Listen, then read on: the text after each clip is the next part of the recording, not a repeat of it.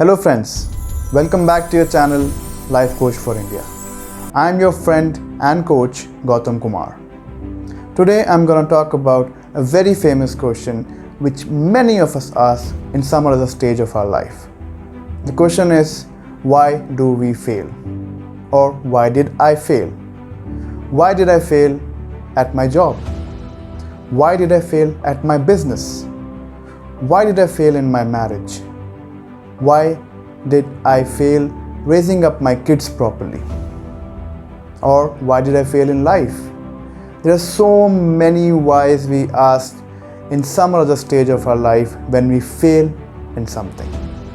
Before answering the why, let's ask the how. How did we even fail? When we entered something, we entered a job, a business, a marriage, or anything we wanted to do, we entered with a plan. We knew the point A from where we had to start, and we imagined how the point B will look like. For example, a person entered a job thinking that he will make sure he will work hard, he will do everything possible to reach point B, which is become a vice president in next 10 years. He will do anything and everything to upgrade himself, to educate himself more, to get more certification so that he can reach to point B, that is becoming a vice president. Then how did he fail? It's like knowing all the answers of the question during the examination but still failing. It's frustrating, isn't it? Let's try to understand this with a very simple diagram I call circle of success. There are 4 main factors in that circle of success. The first factor is dreams. Dreams are something which has no limits. You can dream anything. You can dream to become something. You can dream to do something in your life. You can dream anything you want. Once you have dreamt something, you go to the second factor, that is goals. Setting up goals to achieve those dreams. Setting up timelines to achieve those dreams. Once you have the dream and the goals, then you go to the third factor, that is called process. You have to now design process to achieve those goals, so that in turn you can achieve the dream. And the last factor is time. Let me try to explain this with an example. Let's take an example of a student who wants to become a doctor or a CA or anything. That's the dream. Now once the student has a dream what he wants to become, he'll have goals that he wants to finish this much syllabus in 1 year. He wants to finish this much syllabus in 6 months. So once he has the dream and goals set, then he'll set the process of how to finish that much syllabus in 6 months, or how to finish that much syllabus in 1 year. So he'll set up the process. Once he has all those things, then he will come to time management, the fourth factor. Now let's come back to the same question. How do we fail? We fail when something is not under control, when something is not under our control. Let's see those 4 factors again, keeping this in mind. The first factor was dreams. Dreams are totally under our control. We are the one who are looking at the dreams. We can be influenced by someone, but still it is under our control. Second factor, goals.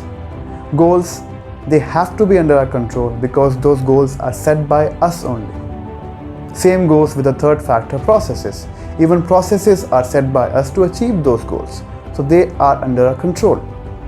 The fourth factor, time. That is a tricky one. Time doesn't only mean the hours or the minutes we are talking about. Time is a mixed bag of so many things. Things like circumstances, experiences, people, the very tricky one. These things are not at all under our control. Let's try to understand this with example. Circumstances. What better example can I take than the present example of COVID? No one was prepared for this circumstance. Even the most powerful countries in the world are suffering due to COVID. So we can't control the circumstances. The second is people. Oh, everyone knows about it. You can't control people 100%. That's why we have brothers fighting with each other for property. That's why we have friends, best friends, who become enemies for whole life. So there's no way we can control people 100%. The third is experiences. Experience I'll explain with a very simple example. Like if I was bullied in my school, and now it's been 20 years and I'm growing in my career and I'm doing amazing things at my job and I'm very confident and powerful and strong, but suddenly the guy who used to bully me in school, if he comes in front of me after 20 years, I will have the same fear which I used to have 20 years back in school when that person used to bully me. He can't do anything to me now. He can't bully me now. I'm a successful person, but still I have that bad experience which is inbuilt, which is in my mind. These things are not under our control, but they play a very important role in achieving our dreams.